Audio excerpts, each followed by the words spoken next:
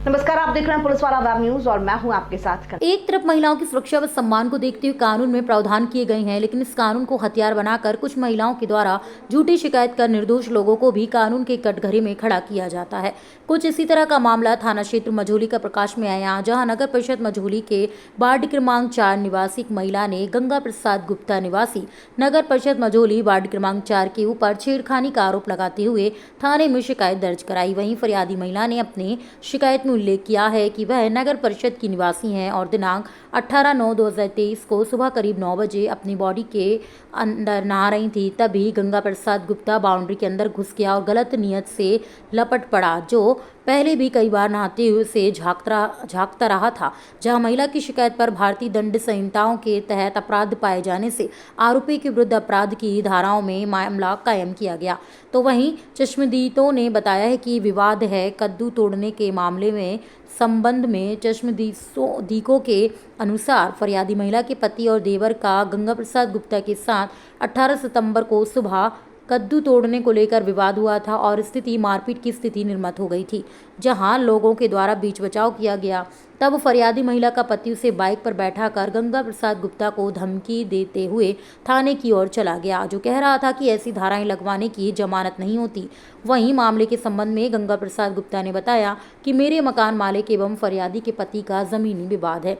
मकान मालिक के न रहने पर उसके मकान और जमीन की देखरेख मेरे द्वारा की जाती है, जिससे फरियादी का परिवार ईर्ष्या और द्वेष रखता है, जिसमें आवश्यक विवाद कर झूठी शिकायत की गई है। इतना ही नहीं, यह भी बताया गया कि फरियादी का पति उसी को भारतीय जीवन बीमा में अभिकर्ता बनाया है, जो कई खाता धारकों से पैसा वसूल कर किस्त नहीं जमा किया, जिसको लेकर 8 दिन पूर्व एक खाता धारक अपना पैसा ना जमा करने के संबंध में कहने लगा था, तो इसी महिला ने उसके खिलाफ भी थाने में शिकायत दर्ज कराई थी।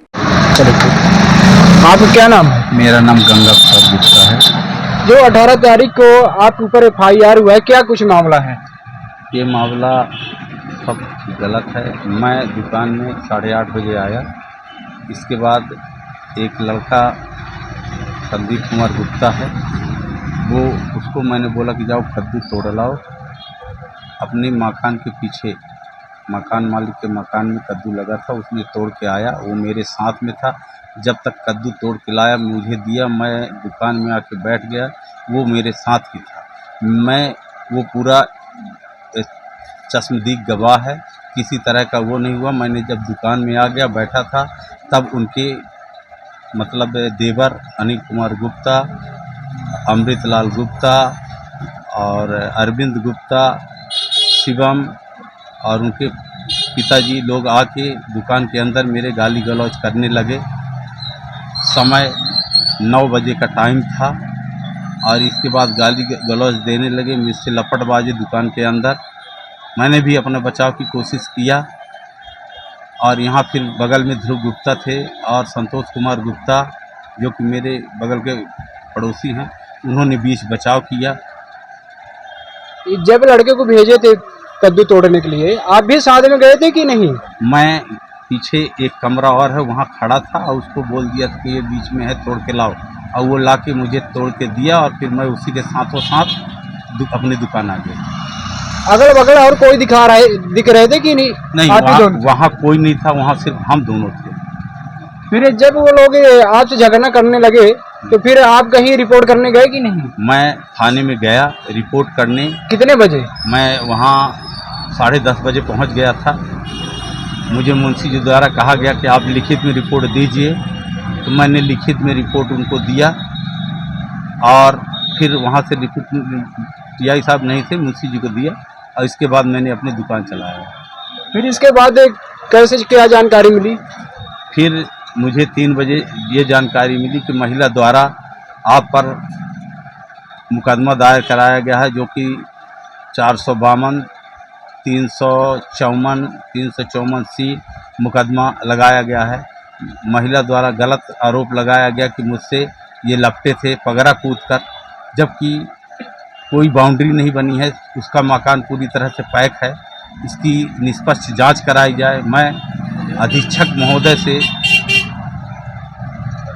जब वो FIR कराने गई, पुलिस उसमें विवेचना करने आई नहीं? कोई पुलिस विवेचना करने कुछ नहीं, आज तक कभी नहीं आई है। फिर अब आगे क्या करना चाहते हैं? मैं आगे पुलिस अधीक्षक महोदय को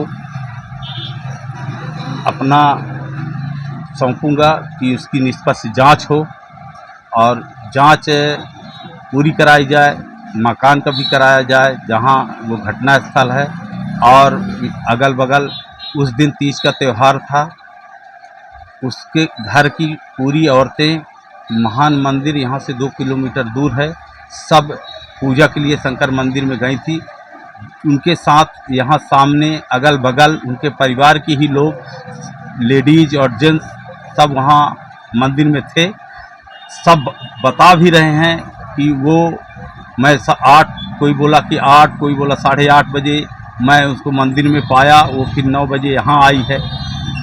आपका कुछ पुराना रंजिश कुछ है? मेरे मकान मालिक से और मेरा ज़मीनी विवाद चल रहा है उनसे आज 5 साल से।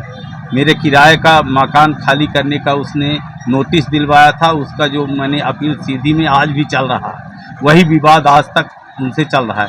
और मेरे बेटी का पासबुक खाता खुलवाया गया था, रिकरिंग जो डेली पैसा लेते हैं, डेली पैसा उगाता था और डेली 5 साल तक के लिया था, वो मैच्योर हो गया। उसने पासबुक आज तक मुझे नहीं दिया, मुझे पैसा नहीं प्राप्त हुआ। मैंने जब उससे पैसा मांगता हूं तो वो विवाद करने की कोशिश करता है, बोलता है आप पहले थाने जाके FIR करो तो आपको पासबुक की कॉपी दूसरी बन के आएगी। मैं क्यों करूं FIR? पासबुक उसके पास था, वो FIR करे कि गुम गई है और मुझे बनवा के दे। कहीं गुलाब कली गुप्ता के पीछे कोई और बड़ा हाथ तो नहीं है? ये एक राजनीतिक षड्यंत्र है, मेरे साथ राजनीतिक षड्यंत्र, कुछ मेरे ही पार्टी के लोग लगकर मुझे फंसाने की कोशिश कर रहे हैं।